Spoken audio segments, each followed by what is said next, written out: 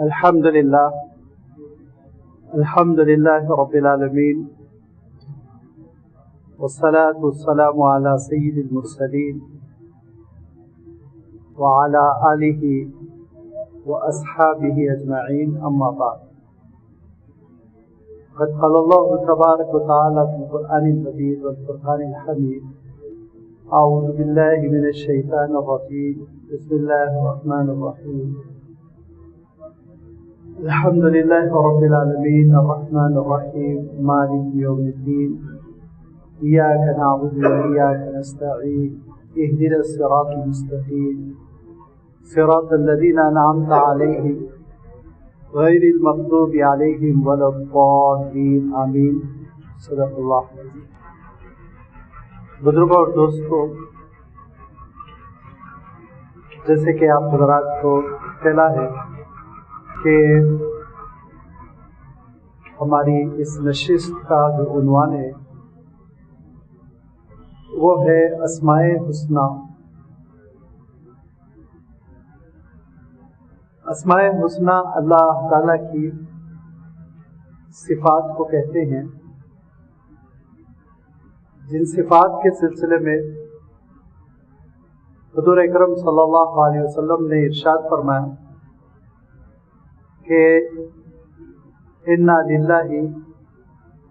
99 اسما، بے شک اللہ تعالیٰ کے 99 نام ہیں. پھر فرمایا کہ فمن احصاها دخل الجنہ، جس نے ان کی معرفت حاصل کر لی اور شعور کے ساتھ ان کو سمجھ لیا، پا لیا، تو وہ ضرور جنت میں داخل ہوگا. ان اسماء حسنی کے سلسلے میں کچھ باتیں آپ کی خدمت میں رکھی جا چکی ہیں. یہ اللہ تعالیٰ کی معرفت کی کنجیاں ہیں. ان کے ذریعے سے ہمارے دلوں میں اللہ تعالیٰ کی معرفت پیدا ہوگی. جب اللہ تعالیٰ کی معرفت پیدا ہوگی تو اس کی عبادت اور اس کی اطاعت میں لطف آئے گا. دل سے انسان عبادت کرے گا، رسمی اور دکھاوے کی عبادت نہیں رہے گی. اسی لیے اللہ تعالیٰ نے قرآن مجید میں ان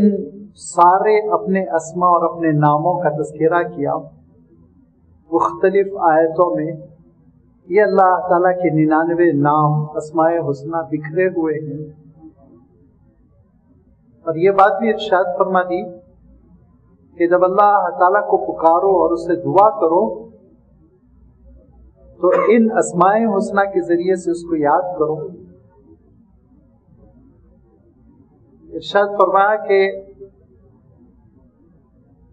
ان اسماء حسنی کے سلسلے میں انحراف نہ کرو، کوتاہی نہ کرو، جس کو اللہ تعالیٰ نے الحاد سے تعبیر فرمایا والذین یلحدون فی اسمائہ سیجزون بما کانوا یکسبون. جو اللہ تعالیٰ کے ان ناموں اور اس کی ان صفات اور اس کے ان اسماء کے سلسلے میں کوتاہیاں کرے گا، غلط فہمی کا شکار رہے گا، تو ارشاد فرمایا اپنے کالے کرتوتوں کا وہ مزہ چکھے گا.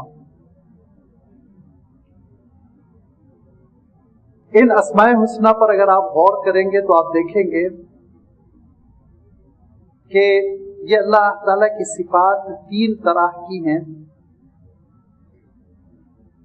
صفات جمال ہے، صفات کمال ہے اور صفات جلال ہے. کچھ ایسی صفتیں ہیں جس سے اللہ تعالیٰ کا جمال ہمارے سامنے آتا ہے،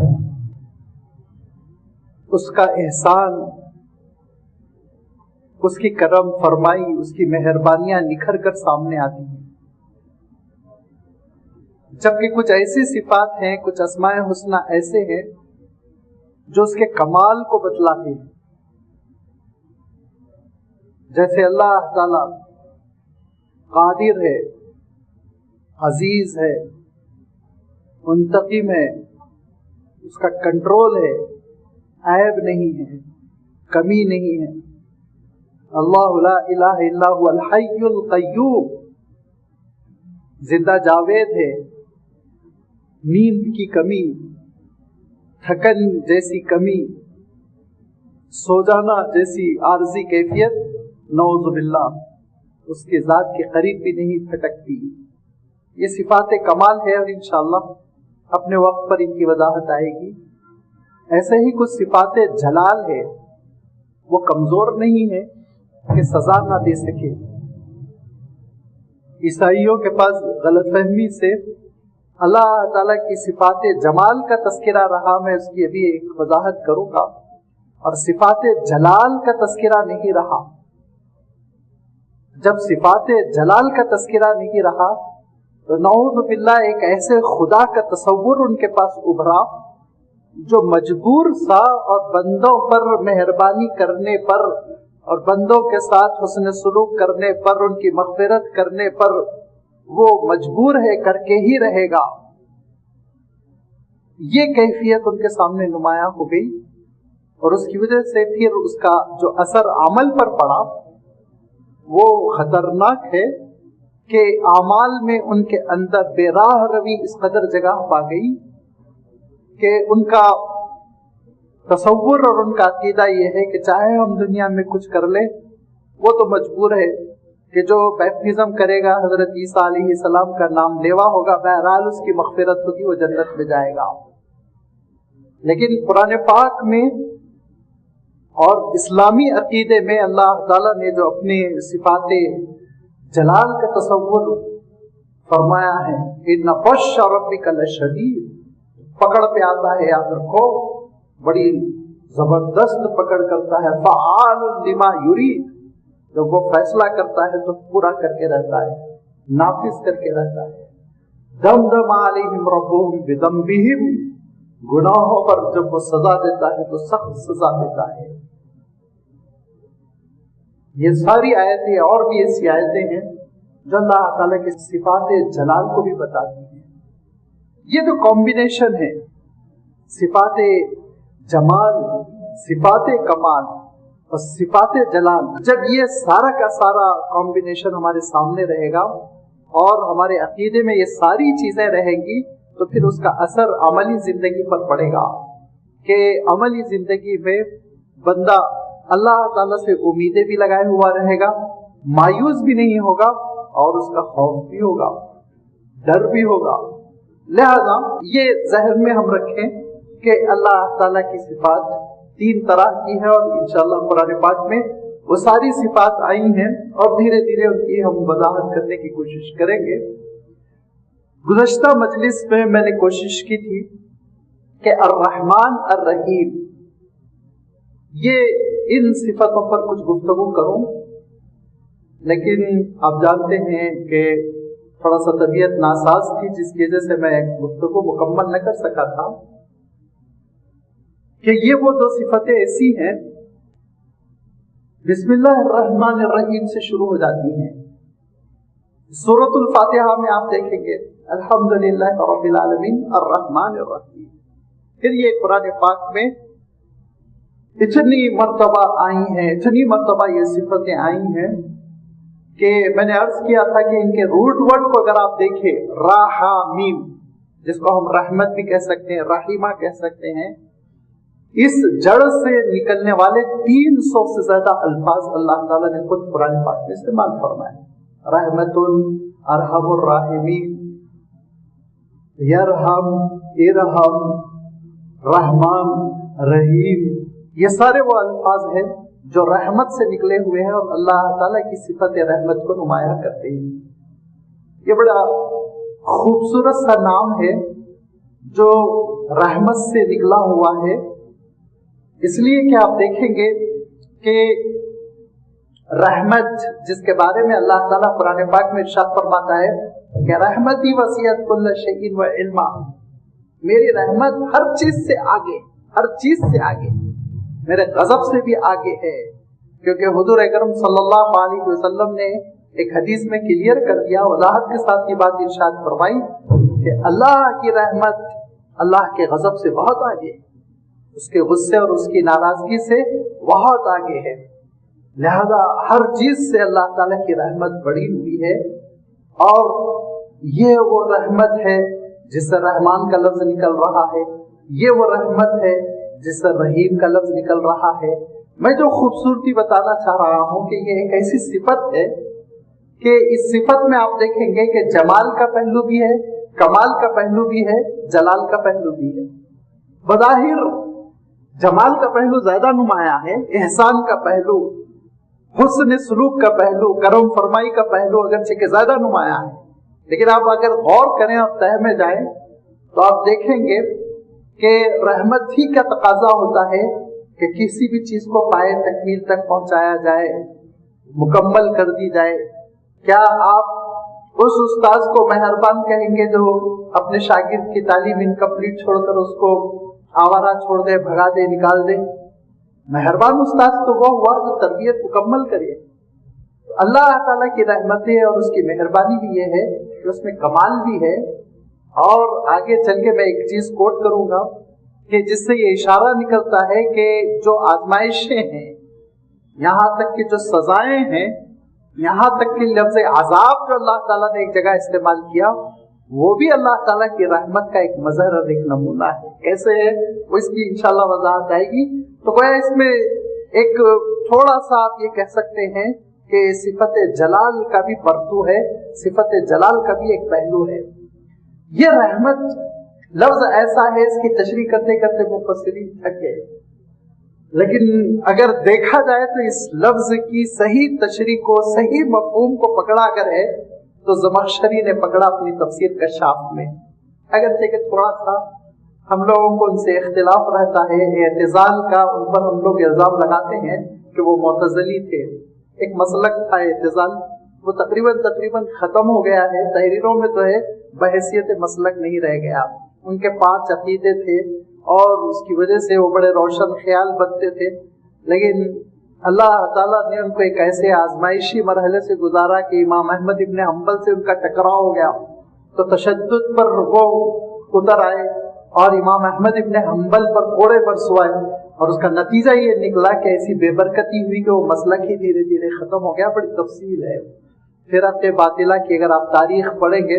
تو معتزلہ کے سلسلے میں معلومات ہوں گی. تو امام زمخشری بہت بڑے مفسر ہیں، بالخصوص زبان پر ان کی بڑی نگاہ ہے، عربی زبان و ادب پر. لیکن معتزلی تھے وہ، اس میں کوئی شک نہیں. عربی تفسیر میں بھی، کشاف میں بھی اپنے عقائد کی انہوں نے بڑی تبلیغ کی، پرچار کیا. لیکن جب لغت کی وہ تشریح کرتے ہیں، زبان کی جب وہ بحثیں کرتے ہیں تو بڑے پائے کی ہوتی ہیں. لہذا انہوں نے جو رحمت کی تشریح کی، بہت سی تفاسیر میں تلاش کیا کہ اس سے ملتی جلتی یا اس کے ہم پلہ تشریح مل جائے، لیکن کہیں نظر نہیں آئی. اور انہوں نے کہا کہ العطف والحلم علی المرحوم، کہ جو آپ کے سامنے والا ہے، جو جس پر آپ رحم کرنا چاہ رہے ہیں، جس پر آپ شفقت کرنا چاہ رہے ہیں، اس کے سلسلے میں آپ کی ایک نرمی اور ایک ایسی مہربانی جو اس کو گھیر لے، جو اس کا احاطہ کر لے، اس کو پوری طرح کیپچر کر لے، یہ کیفیت کو انہوں نے کہا رحمت کہتے ہیں. اور جب اللہ تعالیٰ کی صفت رحمان اور رحیم بن جاتی ہے تو پھر اس کے معنی یہ ہوتے ہیں یہ وہ ذات جو اپنے مخلوق کو اپنی شفقتوں سے، اپنی مخلوق کو اپنی مہربانیوں سے، اپنے احسانات سے، اپنی کرم فرمائی سے گھیر لے، چاروں طرف سے ایسا گھیر لے کہ اس کی کوئی مخلوق کی ضرورت باقی نہ رہ جائے، ساری ضروریات کی وہ تکمیل کرے اور ساری ضرورتوں کی وہ تکمیل کرے. یہ مفہوم ہو جاتا ہے رحمان کا. اور یہی مفہوم تقریباً رحیم کا بھی ہے، ایک لطیف فرق کے ساتھ جس کو میں اکثر واضح کرتا رہتا ہوں کہ رحمان کا جب عربی میں صیغہ آتا ہے تو اس میں کثرت نمایاں ہوتی ہے، بہت زیادہ، کیونکہ عربی زبان کا یہ ایک قاعدہ ہے، عربی زبان کا ایک مزاج ہے، اس کا بنیادی یہ ایک تصور ہے کہ جب کبھی یہ الف نون کی زیادتی کے ساتھ کوئی لفظ بنے گا تو اس میں کثرت ہوگی، بہت زیادتی. لہذا آپ نے سنا ہوگا عطشان،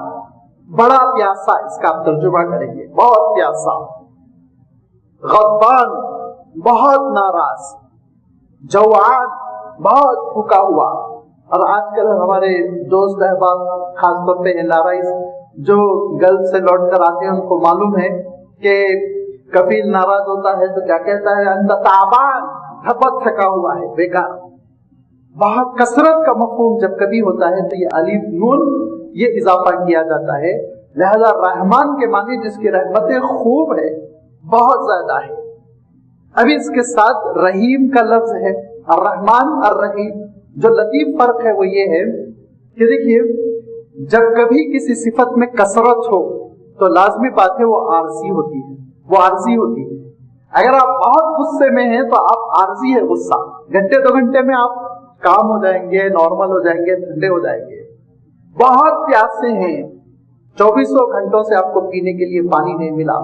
انا شان آپ کہہ رہے ہیں، لیکن ایک ہی گلاس آپ کی صفت کو ختم کر دے گا۔ 1-2 گلاس آپ نے پانی پی لیا، اب آپ اپنے آپ کو پیاسا نہیں سمجھیں گے۔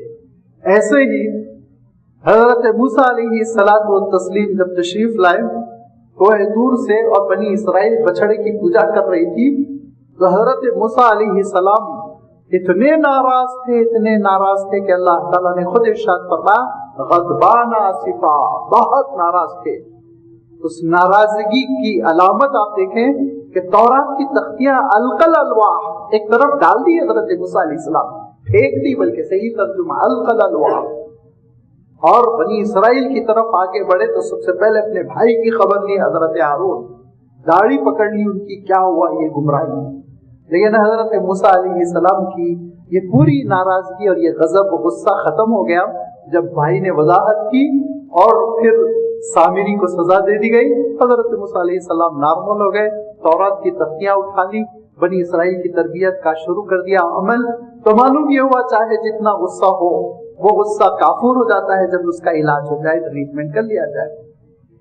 رحمان جب کہا اللہ تعالیٰ نے کہ وہ بہت مہربان ہے، بہت مہربان ہے، تو پھر اعتراض کرنے والے کو یہ ایک موقع مل سکتا تھا، یہ گنجائش تھی کہ وہ اعتراض کرے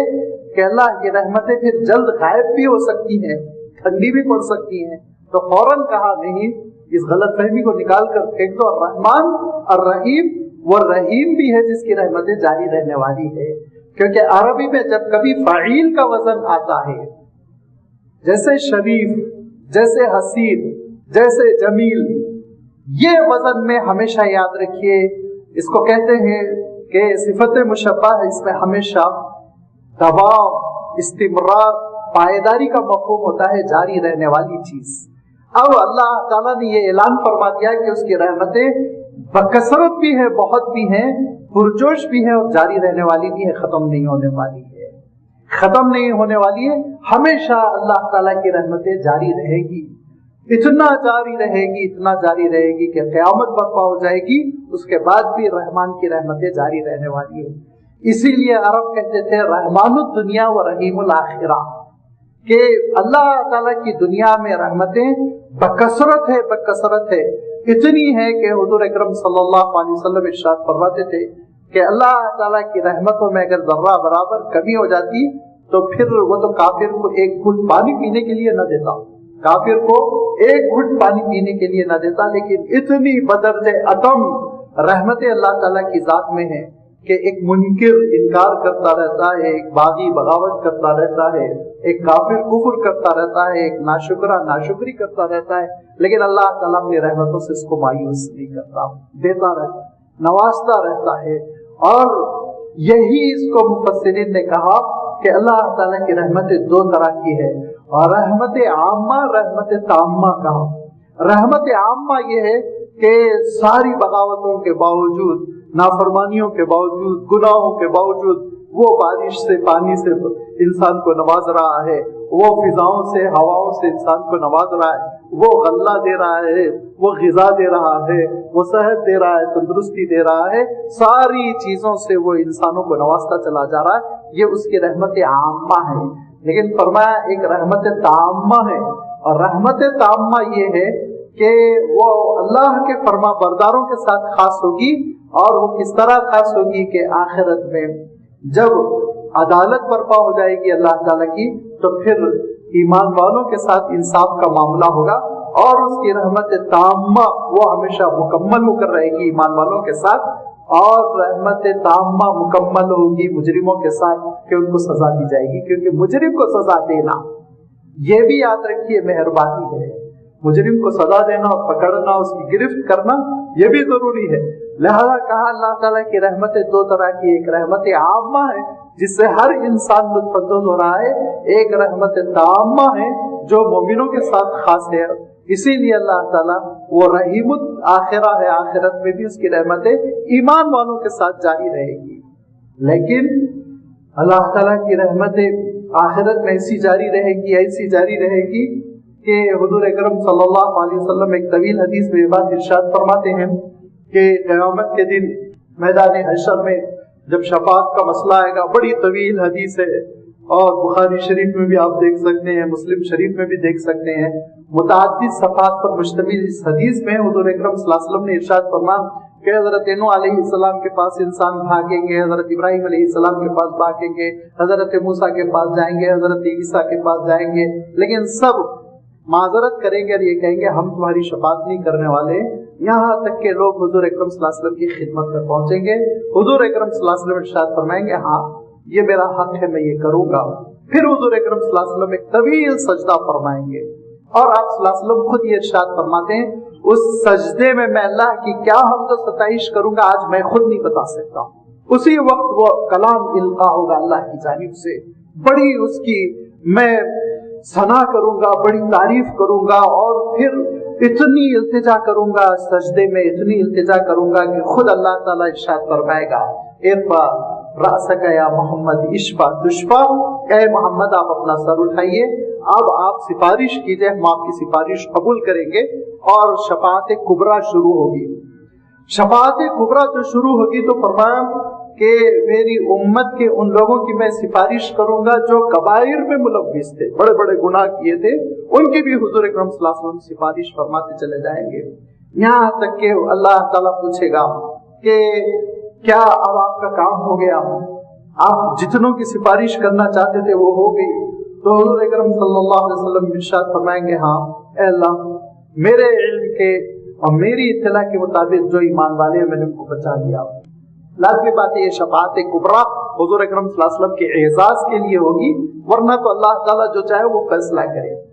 حضور اکرم صلی اللہ علیہ وسلم جب اپنی بات مکمل کر لیں گے تو آپ صلی اللہ علیہ وسلم اس حدیث میں ارشاد فرماتے ہیں کہ اللہ تعالیٰ ارشاد فرمائے گا اب رحمان کی باری ہے، اب رحمان کی باری ہے۔ اس کے بعد آپ صلی اللہ علیہ وسلم ارشاد فرماتے اللہ تعالیٰ جہنم سے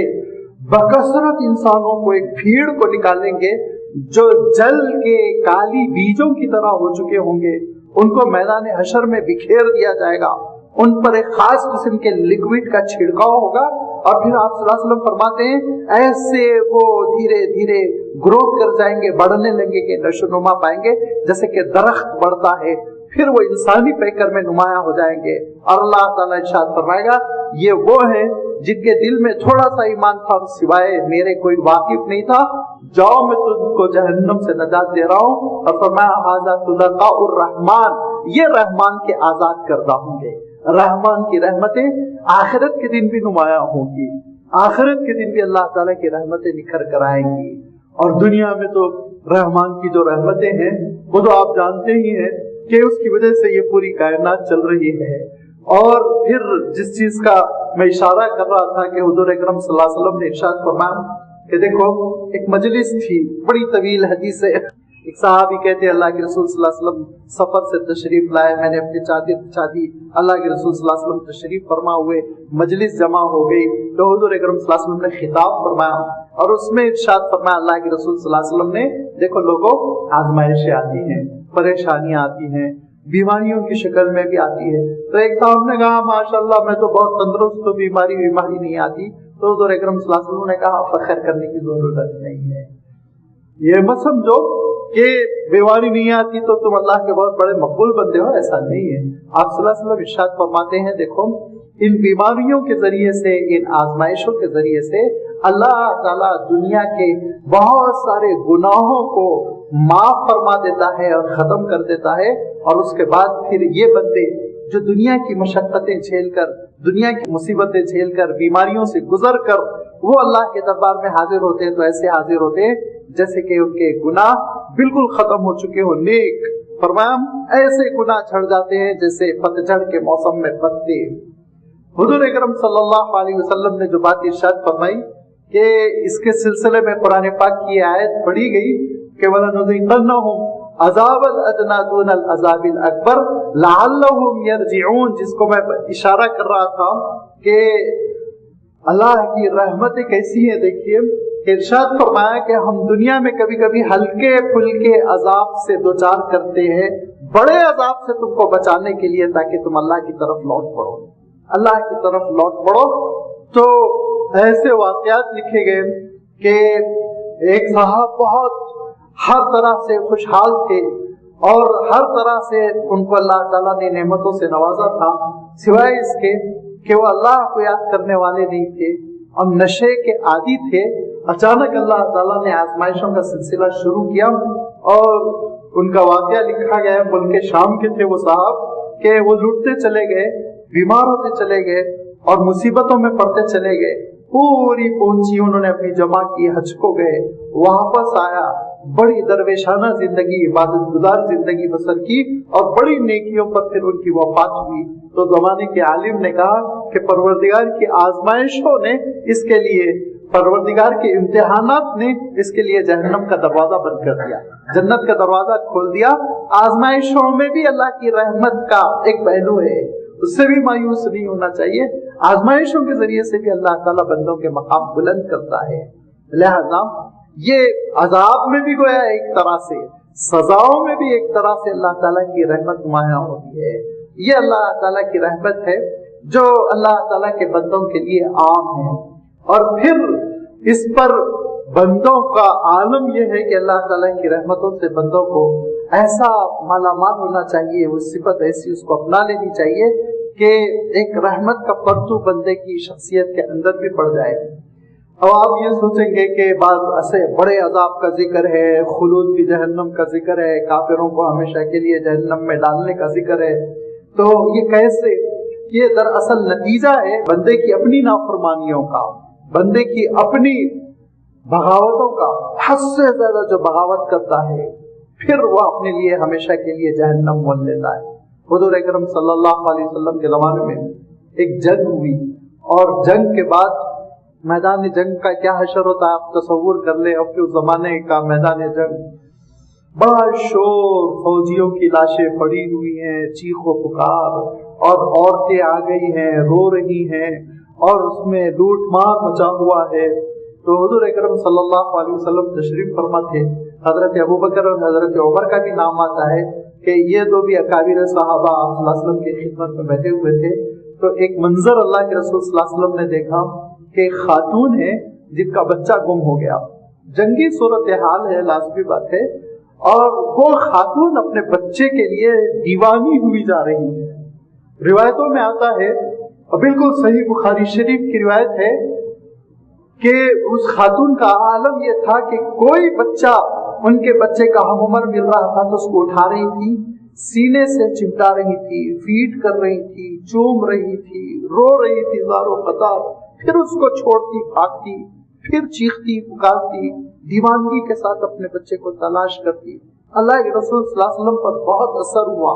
متاثر ہوئے حضور اکرم صلی اللہ علیہ وسلم، اور حضور اکرم صلی اللہ علیہ وسلم نے آبدیدہ ہو کر کہا، اس تڑپتی ہوئی ماں کو اس کا اگر بیٹا مل جائے تو کیا یہ ماں اپنے بیٹے کو جہنم میں ڈالے گی؟ صحابہ نے کہا کیا جہنم میں؟ تصور ہی نہیں اللہ کے رسول، اس کی تو کیفیت یہ ہو رہی ہے کہ ماہیے میں آب ہو رہی ہے، تڑپ رہی ہے، سسک رہی ہے، یہ اپنے بیٹے کو جہنم میں کیسے ڈالے گی؟ حضور اکرم صلی اللہ علیہ وسلم ارشاد فرماتے ہیں لَلَّهُ أَرْحَمُ بِعِبَادِهِ مِنْ أُمِّهَا، اس ماں سے خدا کی قسم جس نے مجھے دین حق پر بھیجا، اس ماں سے اللہ تعالیٰ بہت زیادہ رحم کرنے والا، شفقت کرنے والا، کرم کرنے والا ہے۔ اس کا عالم یہ ہے کہ لوگ بغاوت کرتے ہیں، نافرمانی کرتے ہیں، گناہوں کے سمندر میں ڈوب جاتے ہیں، اور اس کے بعد ان لوگوں کا عالم یہ ہوتا ہے کہ گناہ کے کرنے میں کوئی کسر اٹھا کر نہیں رکھتے، لیکن فرمایا آخری عمر میں توبہ کرتے ہیں، استغفار کرتے ہیں، اللہ کی رحمت کی طرف لوٹ کر آتے ہیں، تو ان کا عالم یہ ہوتا ہے گلوب بھر کے گناہ لے کر آتے ہیں، یا جو آپ کا گلوب ہے نا دنیا بھر کے گناہ لے کر آتے ہیں، تو اللہ تعالیٰ دنیا بھر کے رحمتیں لے کر آتا ہے، ان کو معاف کر دیتا ہے، ان کو معاف کر دیتا ہے۔ اتنا معاف کرنے والا ایسا رحمان ہے کہ حدیث صحیح میں آتا ہے کہ حضور اکرم صلی اللہ علیہ وسلم نے حضرت جبرائیل سے فرعون کی موت کا وقت کا پوچھا عالم، تو حضرت جبرائیل نے کہا اس کا عالم یہ تھا کہ آخری وقت وہ توبہ کرنے کی کوشش کر رہا تھا اور اس کے منہ میں کیچڑ بھر رہا تھا، کیونکہ مجھے یہ اندیشہ تھا کہ اللہ تعالیٰ اس کی کہیں توبہ قبول نہ کر لے، وہ تو رحمان ہے، وہ تو رحمان ہے جو سینکڑوں بچوں کو مرغی کی طرح ذبح کیا، آج توبہ کر رہا ہے، اللہ تعالیٰ اس کی توبہ قبول نہ کر لے۔ تو یہ رحمان اتنی رحمتیں فرماتا ہے، اتنی رحمتیں فرماتا ہے، ساری عمر کفر پر گزار دے بندہ، ساری عمر نفاق پر گزار دے، ساری عمر بندہ قتل غارت گیری کرے، لیکن صدقے دل کے ساتھ توبہ کر لے تو اللہ تعالیٰ توبہ قبول کرنے کے لیے تیار ہے وہ، یہ ہے۔ لیکن اس کے باوجود اللہ کی ان مہلتوں کے اور اللہ تعالیٰ کی اس نرمی اور شفقت کے باوجود بھی کوئی کفر پر مر جاتا ہے، حجت پوری کر لیتا ہے، تو پھر ایسے شخص کے لیے تو لازمی بات ہے جہنم ٹھکانہ ہونا ہی چاہیے۔ ہماری عقل بھی کہتی ہے، نظام بھی کہتا ہے، قانون بھی کہتا ہے، لہذا اللہ تعالیٰ کی رحمتیں تو بہت تامہ ہے، کامل ہے، مکمل، بندے بہت ناقص ہے جو اس کی رحمتوں سے استفادہ نہیں کرتے۔ اللہ تعالیٰ کی رحمتوں کا جو اثر ہماری اور آپ کی زندگی پہ پڑنا چاہیے، اس کے لیے سب سے زیادہ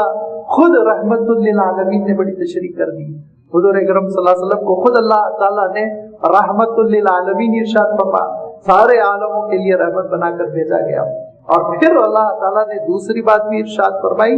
رؤوف الرحیم فرمایا حضور اکرم صلی اللہ علیہ وسلم کو۔ ہاں، یہ ایک اور وضاحت کر دوں میں کہ رحمان کی صفت کسی بندے کے لیے استعمال نہیں کی جائے گی، کسی مخلوق کے لیے نہیں۔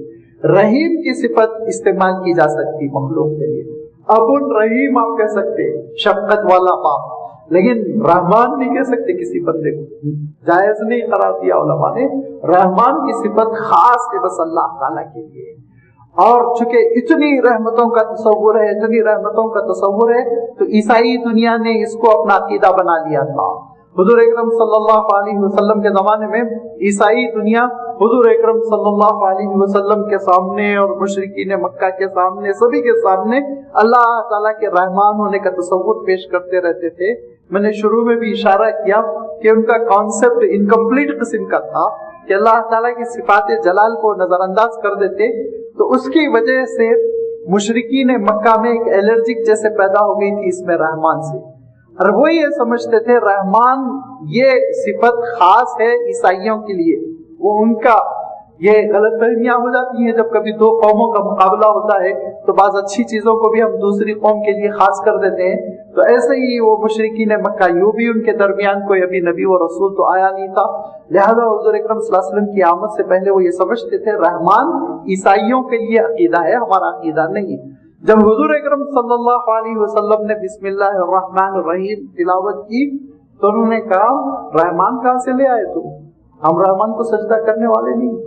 سورۃ الفرقان میں اللہ تعالیٰ صاف ارشاد فرماتا ہے کہ اے نبی جب آپ نے اللہ کی صفات میں رحمان لفظ کا تذکرہ کیا تو زادہم نفورا، ان کے اندر نفرتیں بڑھ گئی اور ان کے اندر یہ بدک گئے، دور ہو گئی ہے، اور یہ کہنے لگے مر رحمان، رحمان کو ہم نہیں جانتے، ہم رحمان کو سجدہ کرنے والے نہیں ہیں۔ اللہ تعالیٰ ارشاد فرماتا ہے یہ ان کی نادانی ہے۔ اگر کسی خاص قوم نے اس صفت پر زیادہ زور دیا کوئی حرج نہیں، یہ بہرحال اللہ تعالیٰ کی صفت ہے۔ اور آپ جانتے ہیں صلح حدیبیہ کے موقع پہ بھی بسم اللہ الرحمن الرحیم لکھا تو سہیل ابن عمرو نے کہا تھا کہ ہم رحمان کے لفظ کو ایگری نہیں کریں گے، یہ لفظ میٹنا پڑے گا، تو حضور اکرم صلی اللہ علیہ وسلم نے کہا تھا ٹھیک ہے بسمک اللہم لکھ دو، یہ جو کہنا چاہ رہے وہی لکھ دو۔ تو میں یہ عرض کر رہا تھا کہ رحمان کا کانسیپٹ چونکہ عیسائیوں نے زیادہ پیش کیا تھا، اس کو مشرکین مکہ یا اہل مکہ हुजूर अकरम सल्लल्लाहु अलैहि वसल्लम की बेइज्जत से पहले ये समझ रखा था ये ईसाई मजहब का अकीदा, हमारा अकीदा नहीं। लेकिन अल्लाह ताला ने कुरान पाक के आगाज ही से रहमान का लफ्ज फरमाकर और कुरान पाक में 20 मरतबा अल्लाह की सिफत रहमान रहमान और रहमान अल्लमल कुरान, कहीं इस्तवा और रहमान इस्तवा अलल अर्श, कहीं और कुछ कई अल्फाज में अल्लाह ताला ने इरशाद फरमाया, कई आयतों में इरशाद फरमाकर मुसलमानों को ताकीद कर दी कि रहमान अल्लाह की बहुत अहम सिफत है। और आप रहीम में देखेंगे कि अक्सर व बेशतर रहीम का लफ्ज रहमान के साथ कम आया है, चंद मकामात पर आया, जैसे बिस्मिल्लाहिर रहमानिर रहीम में भी है, अल्हम्दुलिल्लाहि रब्बिल आलमीन अर्रहमानिर रहीम में भी है, लेकिन ज्यादातर गफूरुर रहीम आया है। क्यों? मग़फ़िरत के साथ रहमत का तसव्वुर इसलिए वहां सेट होता है कि वो क़यामत के बाद का मसला है और रहीमुल आखिरा का वो सूट करने वाला कॉन्सेप्ट है। इसीलिए आप देखेंगे गफूरुर रहीम ज्यादा है। वो इंशाअल्लाह गफूर का जब लफ्ज आएगा तो ज्यादा ये वजाहत आपकी खिदमत में रख दी जाएगी। तो मैं अर्ज कर रहा था कि हुजूर अकरम सल्लल्लाहु अलैहि वसल्लम जो खुद रहमतुल लिल आलमीन है, सरापा अल्लाह के रसूल सल्लल्लाहु अलैहि वसल्लम रहमत है। अल्लाह के रसूल सल्लल्लाहु अलैहि वसल्लम ने ये ताकीद की और ये तलकीन की कि हम इस रहमत की सिफत से मुत्तसिफ हों, इस सिफत को हम अपनाएं। कैसे अपनाएं? अल्लाह के रसूल सल्लल्लाहु अलैहि वसल्लम इरशाद फरमाते थे कि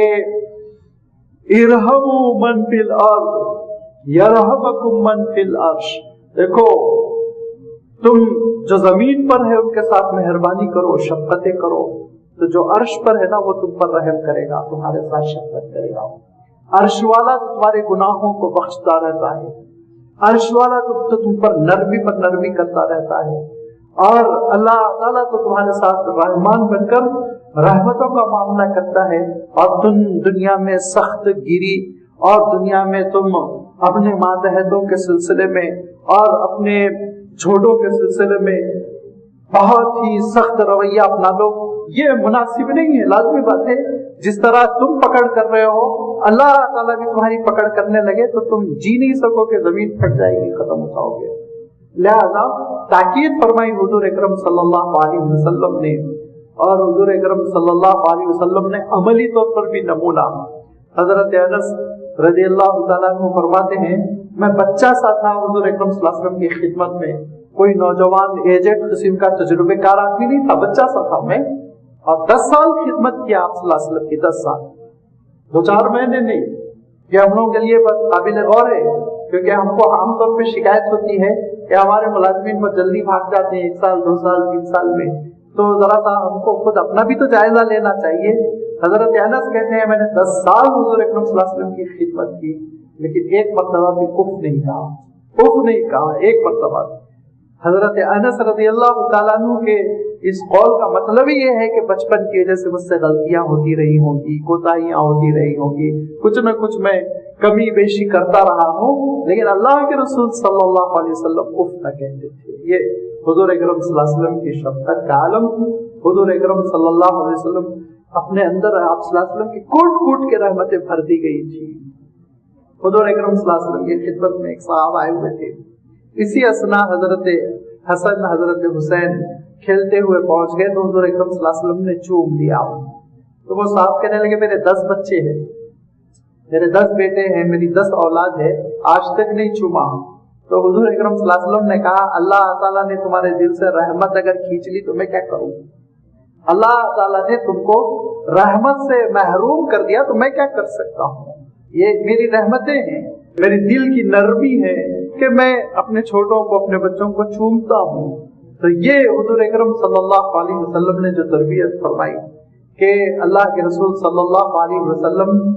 इंसान तो इंसान। एक सहाबी कहते हैं कि हुजूर अकरम सल्लल्लाहु अलैहि वसल्लम के साथ हम जा रहे थे और हुजूर अकरम सल्लल्लाहु अलैहि वसल्लम को एक ऐसी खास जरूरत पेश आई जिसकी वजह से एक बाग में अल्लाह के रसूल सल्लल्लाहु अलैहि वसल्लम दाखिल हो गए।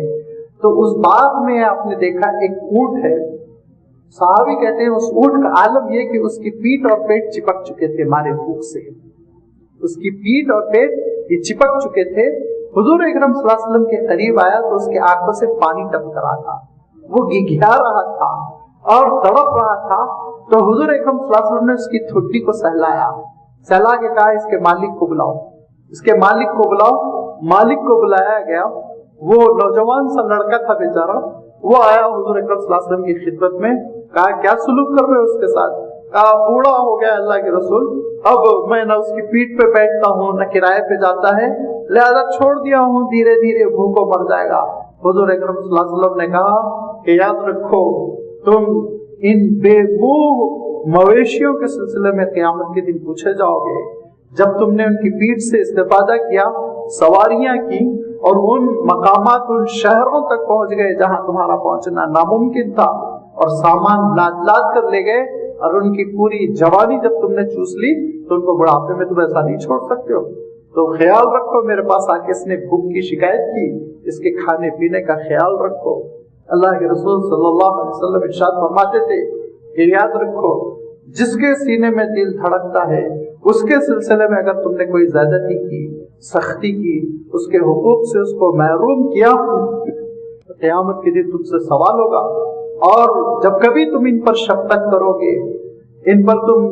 रहम करम करोगे, इनका ख्याल रखोगे, तो अल्लाह ताला के पास अजर मिलेगा। सहाबा ने कहा मवेशियों के सिलसिले में हम तो मारते लाठियों से पीटते, कहा हाँ याद रखो मवेशियों के सिलसिले में भी। फरमाया कि एक शख्स था, कुत्ते को पानी पिला दिया तो उसकी नजात हो गई,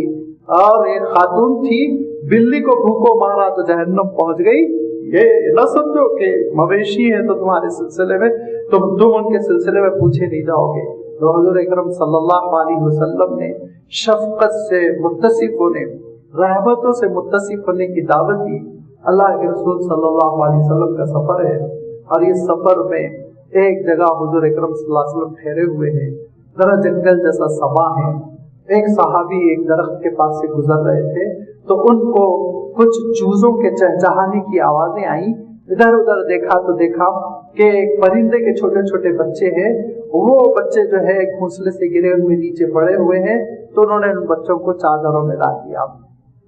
उन बच्चों को अपनी एक चादर में डाल दिया और उसको लिपेट के आगे बढ़ने लगे। तो चूजे की जो माँ थी, चिड़िया, वो आई और उनके सर पर गोल गोल गोल गोल घूमती रही।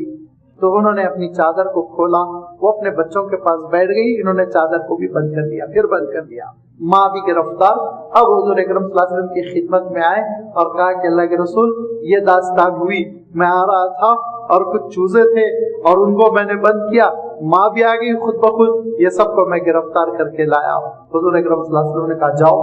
जहाँ ये थे वहीं रख दो, जाओ जहाँ थे वहीं रख दो, और याद रखो इस माँ को, इस परिंदे को, इस चिड़िया को जो रहमत मिली है ना, इतनी रहमत, इतनी मोहब्बत, ऐसी शफकत कि अपने बच्चों के लिए उसने अपनी आजादी को खो दिया और तुम्हारे पिंजरे में आ गई, तुम्हारी कैद में वो आ गई। याद रखो ये जो रहमत है, ये रहमत अल्लाह ताला की 100 रहमतों में से 99 रहमतें परवरदिगार ने खुद अपने लिए रखी। 1% रहमत उसने इस दुनिया में भेजी, तो ये 1% रहमत ये चौपायों को भी मिली, ये दरिंदों को भी मिली, ये परिंदों को भी मिली, ये इंसानों को भी मिली, ये मवेशियों को भी मिली। यही 1% रहमत की वजह से तुम देखते हो कि एक मवेशी माँ, एक जानवर माँ, जब उसका बच्चा पैदा होता है तो अपने खुर से, अपने पंजे से अपने बच्चे को बचाती रहती है। ये जो रहमत है ना, ये वही 1% रहमत में से है, पूरी जो पूरी मखलूक में बांटी गई। पूरी मखलूक में अल्लाह ताला ने वो 1% रहमत बांटी। तो ये ममता है, ये ममता है कि एक बेमुँह जानवर, परिंदा, वो अपनी आजादी का सौदा कर रहा है अपने बच्चों पर शफकत की वजह से। तो लाजमी बात है, आप सोचिए अल्लाह ताला की 99 दर्जे की रहमतें, 99% रहमतें कैसी रहमतें होंगी। इसीलिए तो हुजूर अकरम सल्लल्लाहु अलैहि वसल्लम ने फरमाया उसकी रहमतों में कमी होती तो काफिर को एक घुट पानी न देता। लिहाजा फरमाया कि जाओ रख दो जहां ये चूजे थे,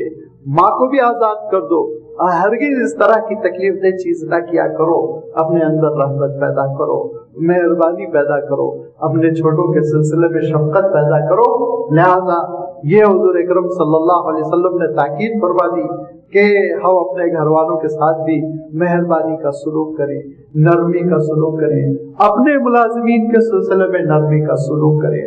اور اپنے چوپایوں کے سلسلے میں، جانوروں کے سلسلے میں ہم نرمی برتیں، اور ساری مخلوق کے سلسلے میں ہمارے اندر وہ جذبہ شفقت ہونا چاہیے۔ حضور اکرم صلی اللہ علیہ وسلم ارشاد فرمایا کرتے تھے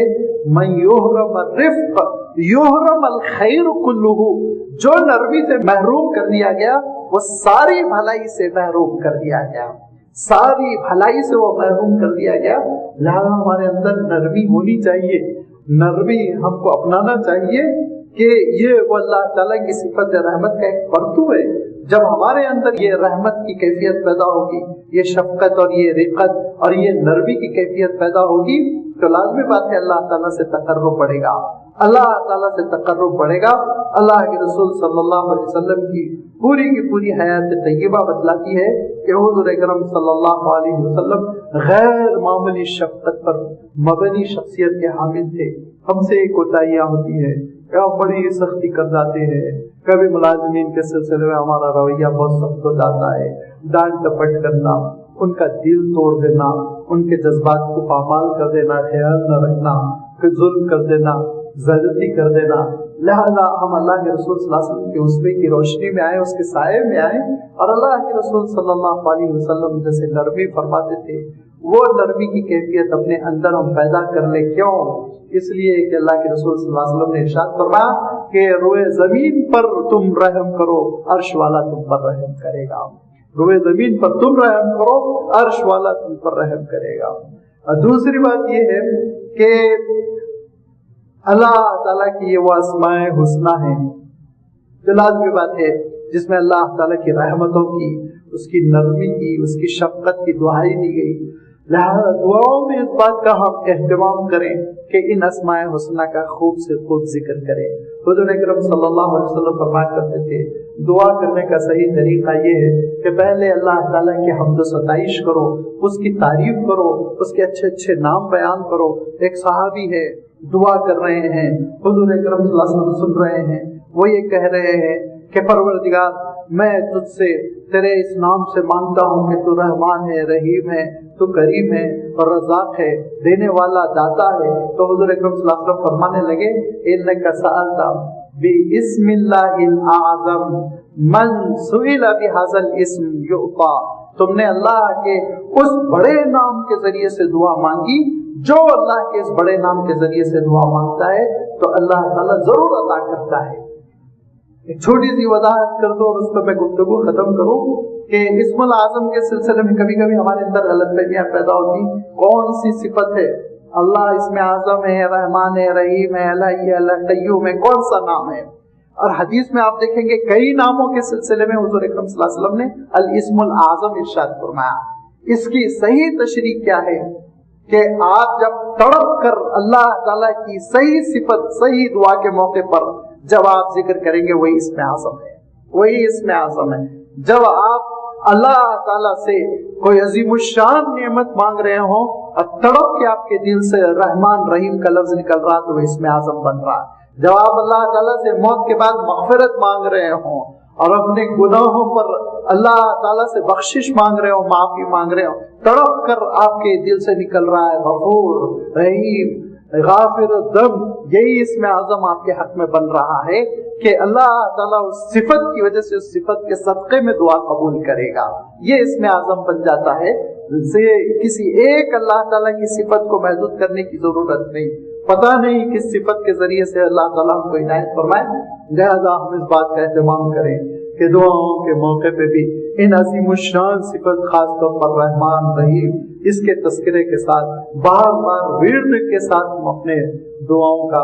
آغاز کریں، دعاؤں کا اہتمام کریں۔ اور تیسری بات یہ کہ چونکہ اللہ تعالیٰ نے بسم اللہ الرحمن الرحیم میں یہ دونوں صفتیں ذکر فرمائی، اسی لیے ہر اچھے کام سے پہلے بسم اللہ الرحمن الرحیم کا ہم ورد رکھیں، بسم اللہ الرحمن الرحیم کا ہم ضرور